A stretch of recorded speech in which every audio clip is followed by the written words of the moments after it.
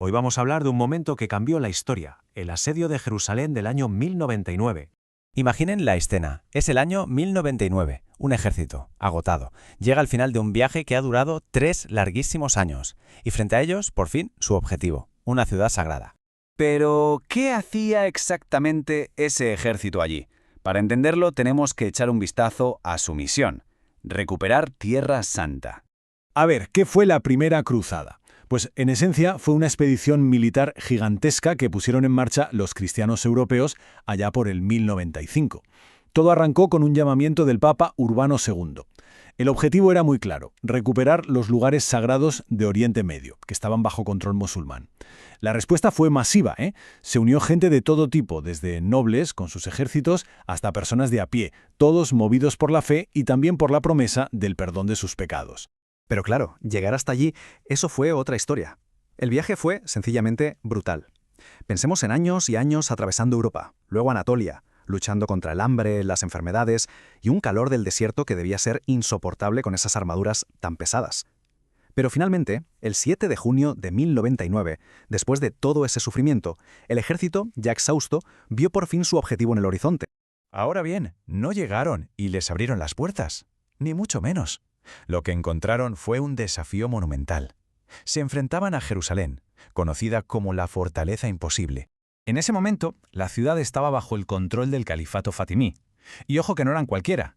Era un imperio muy poderoso con base en Egipto. Y desde luego no les pillaron por sorpresa. El gobernador de la ciudad se había preparado a conciencia para un asedio largo. Había reforzado las defensas y, por si acaso, había expulsado a buena parte de la población cristiana, por miedo a que ayudaran a los atacantes. ¿Y por qué eso de imposible? Bueno, es que la ciudad era una auténtica fortaleza. Tenía unas murallas de piedra imponentes, torres de vigilancia en puntos clave. Además, los defensores fueron muy listos. Envenenaron los pozos de agua de los alrededores para dejar sin recursos a los cruzados. Y dentro de la ciudad lo tenían todo: suministros de comida y agua para meses, soldados profesionales y bien entrenados, y hasta máquinas de guerra como catapultas. Vamos, que estaban preparadísimos para resistir. Con unas defensas así, está claro que la parte más difícil del asedio recaía sobre los atacantes. Su situación era, para ser claros, desesperada. Es que el contraste entre los dos bandos será brutal. Por un lado, los defensores, seguros tras sus altos mugros, con suministros de sobra y conociendo el terreno como la palma de su mano, y por otro, los cruzados. A ellos les faltaba de todo: comida, agua, estaban en un paisaje hostil que no conocían de nada, sus tropas estaban agotadas, muchas enfermas, y para colmo de males no tenían madera para construir máquinas de asedio. ¿Por qué? Porque los alrededores de la ciudad habían sido deforestados. Un desastre. Así que, ¿qué intentaron al principio? Lo más básico: asaltar las murallas con simples escaleras. Y, como era de esperar, fue un fracaso total. Las fortificaciones eran demasiado altas. La cosa pintaba muy, muy mal. Parecía que estaban en un callejón sin salida. Pero ya se sabe que, a veces, cuando todo parece perdido, la necesidad agudiza el ingenio. Y llegó el momento de pasar al plan B: las armas de asalto. El verdadero punto de inflexión, el golpe de suerte que lo cambió todo, fue la llegada de unos barcos genoveses al puerto de Jaffa. De repente, ¡zas!, tenían justo lo que más falta les hacía: madera, herramientas y, muy importante, ingenieros expertos.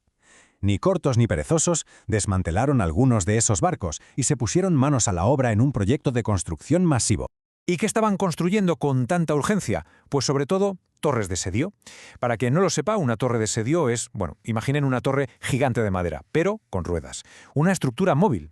Su propósito era simple, pero a la vez genial: acercarla a la muralla, bajar una rampa y, ¡hala!, desembarcar soldados directamente en lo alto para empezar el combate cuerpo a cuerpo. Claro que construir estas bestias no fue nada fácil. Pensemos en el proceso. Primero, transportar toda esa madera por un terreno complicadísimo. Luego, levantar 2 torres de madera que eran gigantescas. Después, un detalle clave: para protegerlas del fuego enemigo, de las flechas incendiarias, las cubrieron con pieles de animales húmedas. Y por último, llegaba el paso más delicado de todos: mover esas moles, empujarlas muy, muy lentamente hasta colocarlas justo pegadas a las murallas. Con las máquinas por fin listas, llegó el momento que todos esperaban, el clímax de esta historia, el sangriento asalto final. La acción arranca la noche del 13 de julio. El asalto empieza con un bombardeo constante, sin parar. Durante todo el día siguiente, el 14, los combates son de una ferocidad increíble. Las torres avanzan, pero imaginen la lentitud: centímetro a centímetro. mientras sobre ellas cae una lluvia de fuego y flechas. Y entonces, en la mañana del 15 de julio, llega el momento clave. Una de las torres, la comandada por Godofredo de Bouillon, consigue por fin llegar a un punto débil de la muralla norte. Y este es el momento crucial. Un puente levadizo cae desde lo alto de la torre. Los primeros caballeros se lanzan, saltan a las almenas, y ahí empieza el combate, ya cuerpo a cuerpo. La defensa en la muralla fue feroz, pero era demasiado tarde, la brecha ya estaba abierta. Y una vez que los cruzados pusieron un pie en las murallas, el efecto dominó fue imparable. La defensa organizada de la ciudad se vino abajo casi al instante. El pánico se extendió como la pólvora. Alguien abrió las puertas principales desde dentro y las tropas cruzadas entraron en masa. El gobernador, al ver que ya no había nada que hacer, se rindió. Pero aquí la historia da un giro muy oscuro. La victoria no trajo la paz. Impulsados por un fervor religioso extremo y por toda la brutalidad acumulada durante ese viaje tan largo, los cruzados desataron una oleada de violencia terrible. La ciudad fue saqueada de arriba a abajo, y lo más trágico de todo, miles de sus habitantes, tanto musulmanes como judíos, fueron masacrados sin piedad. Fue un suceso que dejó una cicatriz profundísima en la región. Entonces, ¿qué pasó después de la conquista? Pues se estableció un nuevo reino, y con él un legado de lo más complejo.